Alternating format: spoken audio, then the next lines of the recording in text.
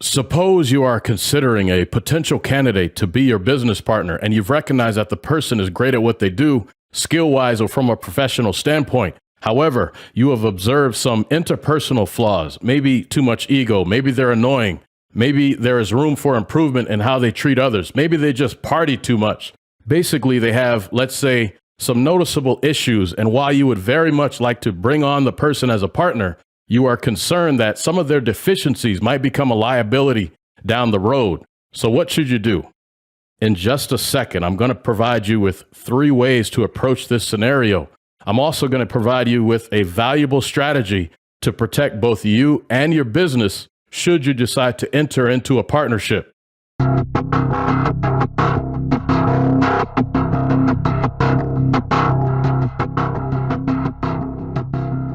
You are now tuned in to Leonard Innovation, where the focus is on entrepreneurs who don't come from wealth but have the potential to be great. My name is Justin Leonard. An interesting fact: Brazil is the world's largest exporter of poultry, followed by the United States and then the European Union. A while back, I discussed how entrepreneurs have to sometimes be a bit more pessimistic in their approach to making business decisions.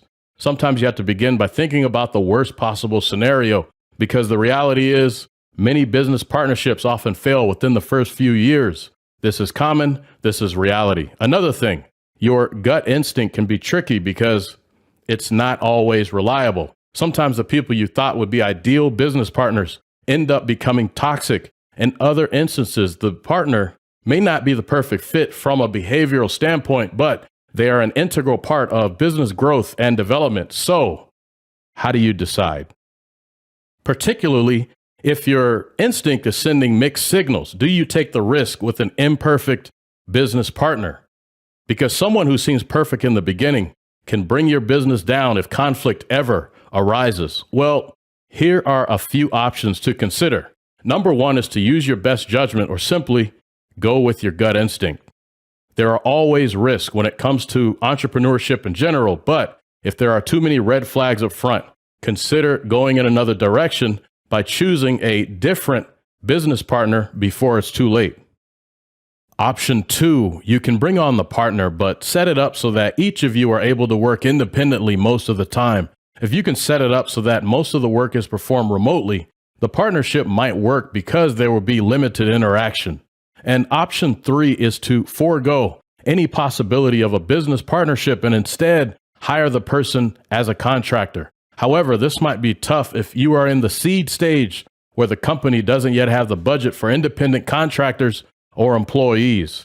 All right, so we have our 3 options. Now, suppose you have weighed all options. You've looked at the pros and the cons, and you've ultimately decided that the person is a beast at what they do, and you are willing to take a risk.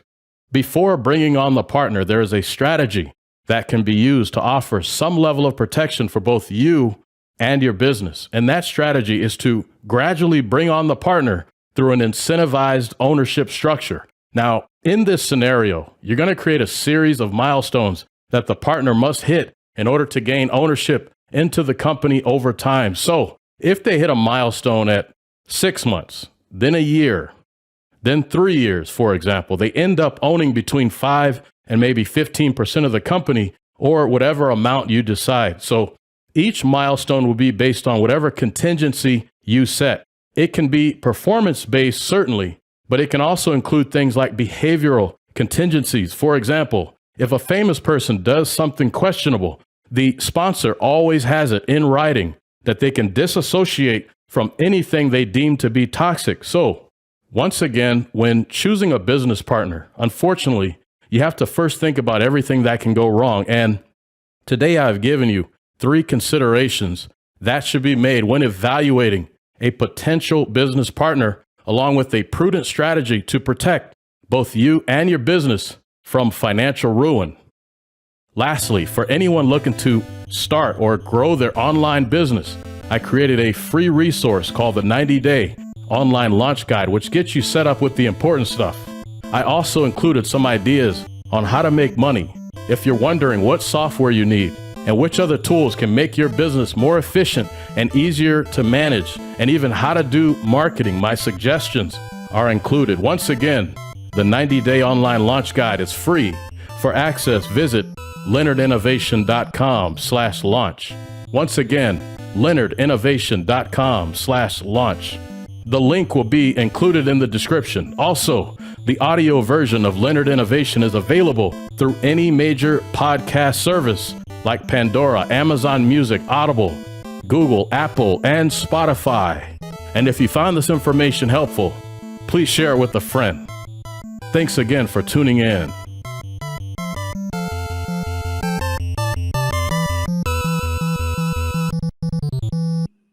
Leonard Innovation.